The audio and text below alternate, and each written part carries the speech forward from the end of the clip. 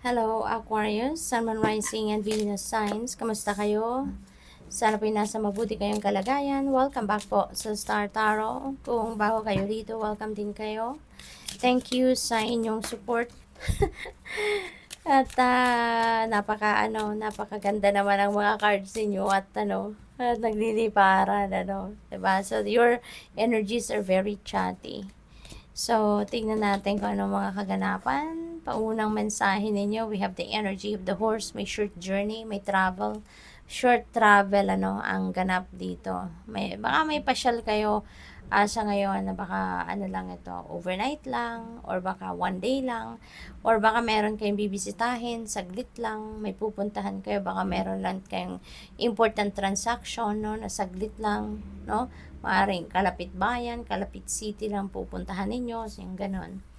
We have fair woman dealing sa relationship with a woman with blonde, gray, or white hair. Ayan. So, baka foreigner ito, no? Si fair woman. Baka, ito yung makakatransaction ninyo. Baka, ito yung pupuntahan ninyo, no? Secret admirer, baka si fair woman ang inyong secret admirer, Aquarius, no? Anything is possible. So, baka merong secret admirer dito kayo na baka mabisto nyo yan sa ngayon. Hindi na yan secret, no? Love, baka yung secret admirer ninyo na ito, baka manligaw na, baka magpahayag na to ng kanyang romantic interest sa inyo, ng kanyang romantic feelings towards you, at baka sumibol ang isang bagong pag-ibig, no? We have shark, take care or there will be a loss of material wealth. Okay? So, mag-iingat kayo. Okay, pag-ingatan ninyo ang inyong mga valuables, pag-ingatan ang inyong kayamanan, okay? Kasi baka mawalan kayo ng pera, kayamanan dyan kung hindi kayo mag-iingat, okay?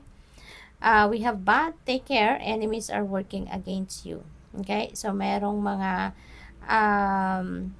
kalaban kayo, baka kaaway, yung mga ganon, and they are siguro nagpaplano ng hindi maganda towards you. Kaya magdasal kayo, no? Magdasal. At saka be careful of what you share ngayon. Baka sa mga kapitbahay ninyo yan, kaibigan, huwag kayong magbibigay ng kahit anumang impormasyon mahalaga about you. Kasi baka gamitin nila yan against you. Okay? Mga inggitera for sure. We have flute, disappointment in a friend or lover. Ayan. So, baka si fair woman din. Depende sa inyong sitwasyon. Baka siya yung kaibigan or baka siya yung jowa ninyo na madidisappoint kayo sa kanya. We have grasshopper, situations in the balance that require careful handling. Aquarius, baka related ito sa relationship, sa love relationships, no? So, kailangan na maingat, no, ang ninyo rito. Maingat yung pag-approach ninyo sa sitwasyong ito. Okay? So, we have victory in some endeavor. So, maaaring magtatagumpay kayo pagdating sa usaping pag-ibig, no? Baka ito talaga, baka magtatagumpay kayo sa inyong liligawan, mapapasagot nyo na ng oo. Baka meron na ditong kasalang mangyayari, maaaring merong engagement, yung ganon. We have happiness, magiging masaya na kayo because of the victory, diba? So, kung ano man ang mga negative energy na meron kayo, maaaring yan ay mapagtatagumpayan nyo na, malalagpasan nyo, masosolve na ninyo mga problema, diba? Kaya kayo ay magiging masaya. What else? We have fire. Ayan. So, this could be both, no? Passionate love or hate ang maaaring maramdaman ng iba sa inyo. Passionate love, kasi dito maganda ang sitwasyon, magtatagumpay kayo sa usaping pag-ibig. Pero dito naman, baka magalit kayo. Pero as much as possible, Aquarius, iwasan ninyo na talagang magalit kayo, magkaroon kayo ng outburst. Kasi kayo lang din ang kawawa dyan, no?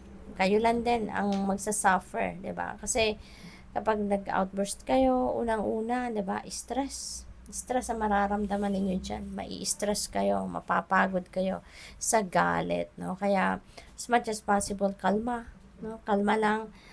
Step back a little from that. Humingang malalim, 'di ba? Mag-breathing exercises muna kayo para makalma ang inyong damdamin, ang inyong isipan, no? What else? We have 10 temporary situation. That's just temporary, okay? Kung ano man ang mga kaguluhan yan, pag hindi pagkakaintindihan. Everything is temporary, always remember that, okay? Maaari din ang iba sa inyo rito, baka meron kayong tinitirhan ngayon, then that's just temporary kayo dyan. Baka nagrarenta lang kayo, or baka meron kayong uupahan na bahay, tirahan, no? What else? We have man. Ayan, you may be dealing with a man sa ngayon. Baka ito yung secret admirer ninyo. Posible yung ganun din. Depende sa inyong sitwasyon, ano?